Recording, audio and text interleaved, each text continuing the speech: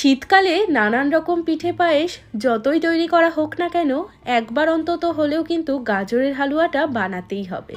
না হলে ঠিক শীতকালটা কিন্তু অসম্পূর্ণই রয়ে যায়। আর এত সুস্বাদু গাজরের হালুয়া ঘরেই যদি তৈরি করে নেওয়া যায় তাহলে তার কোনো কথাই নেই। ঘরে থাকা সামান্য কিছু উপকরণ দিয়েই কিন্তু এইরকম দারুণ সুস্বাদু একটা গাজরের হালুয়া যে কেউ তৈরি করে নিতে পারবে। বানাতে একটু সময় লাগে ঠিকই, তবে খেতে কিন্তু দারুণ লাগে। আশা করব আজকের এই রেসিপিটা তোমাদেরও খুব ভালো লাগবে। তাহলে চলো আর কথা না বাড়িয়ে রেসিপিটা ঝটপট করে দেখে নেওয়া যাক। নমস্কার, আমি সুস্মিতা। আমার রান্নাঘরে সবাইকে স্বাগত জানিয়ে শুরু করছি আজকের রেসিপি।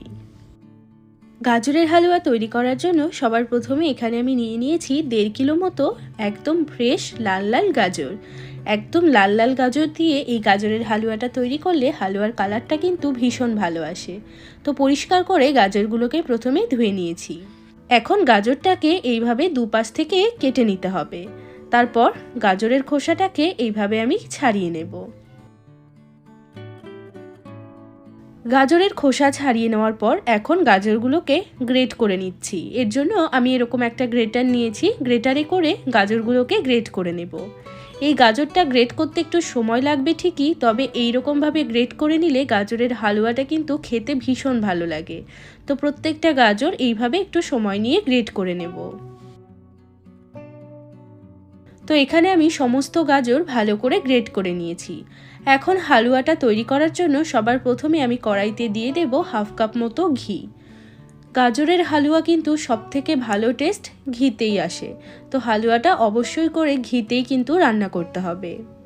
এখন আমি এই ঘিয়ের মধ্যে দিয়ে দিচ্ছি 4 থেকে 5টা মতো একটু থেতো করে নিয়েছি এলাচ। এলাচটাকে একটু থেতো করে নিয়েছি যাতে ফ্লেভারটা ভালো আসে। কয়েক সেকেন্ড মতো এলাচগুলোকে একটু ভালো করে ভেজে নিয়েছি। এখন আমি এর মধ্যে গ্রেট করে রাখা গাজরগুলো দিয়ে দেব। এবার গ্যাসের ফ্লেমটা একটু বাড়িয়ে দিয়ে গাজরগুলোকে ঘিয়ের মধ্যে একটু ভালো করে ভেজে নিতে হবে। এইভাবে গাজরগুলোকে ভেজে নিলে তবে গাজরের যে কাঁচা গন্ধটা থাকে সেটা একদম চলে যাবে, আর হালুয়াটা খেতে কিন্তু ভালো লাগবে। গাজরের হালুয়া তৈরি করার সময় অবশ্যই করে গাজরগুলোকে একটু সময় নিয়ে ঘিতে ভালো করে ভাজতে হবে। গাজর যদি ভালো করে ভাজা না হয় গাজরের হালুয়ার টেস্ট কিন্তু একদমই ভালো আসবে না।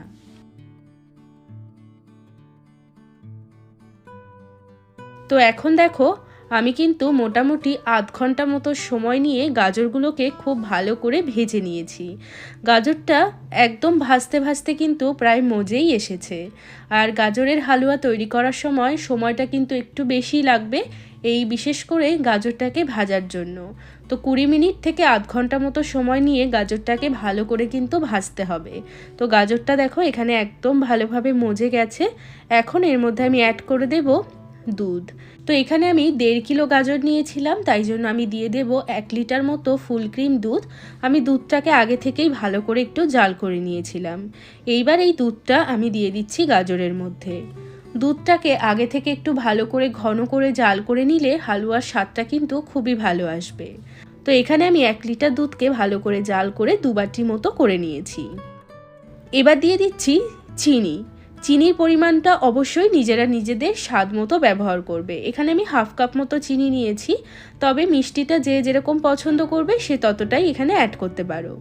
এখন সমস্ত কিছু ভালোভাবে নেড়ে চেড়ে মিশিয়ে নিচ্ছি গাজরের সাথে।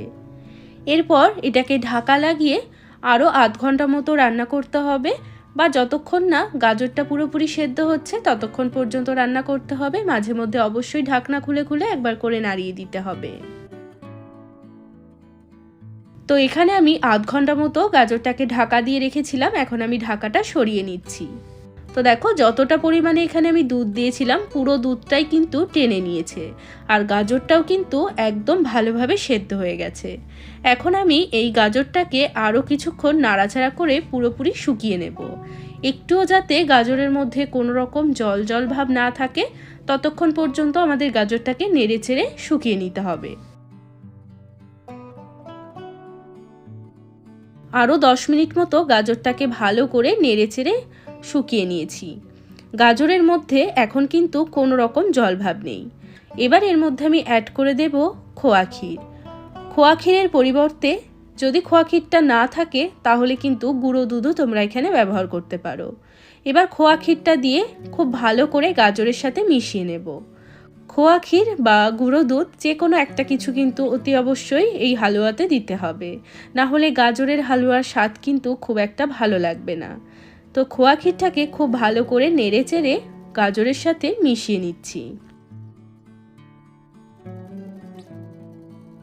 তো এখানে আমি খোয়া ক্ষীরটাকে গাজরের সাথে খুব ভালো করে নেড়ে চেড়ে মিশিয়ে নিয়েছি।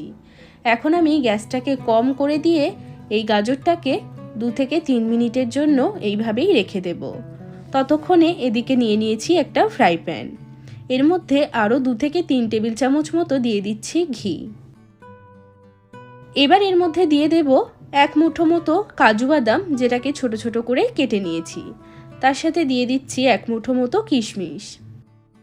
এবার এই কাজু কিশমিশটাকে হালকা করে একটু ঘিয়ের মধ্যে ভেজে নেব। এইভাবে ঘিয়ের মধ্যে কাজু কিশমিশটাকে ভেজে নিলে কাজু কিশমিশটা খেতেও ভালো লাগবে আর গাজরের হালুয়ার স্বাদটাও কিন্তু ভালো লাগবে। তো এখানে দেখো কাজু কিশমিশটা ভালো করে ভাজা হয়ে গেছে, আর এই কাজু কিশমিশটা ভাজা হতে 1 থেকে 2 মিনিটই সময় লাগবে। এবার এই কাজু কিশমিশটা আমি দিয়ে দেব গাজরের হালুয়ার মধ্যে।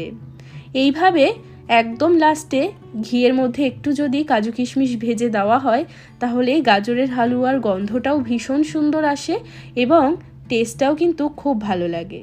এবার সমস্ত কিছু খুব ভালো করে নেড়েচেড়ে মিশিয়ে নিতে হবে।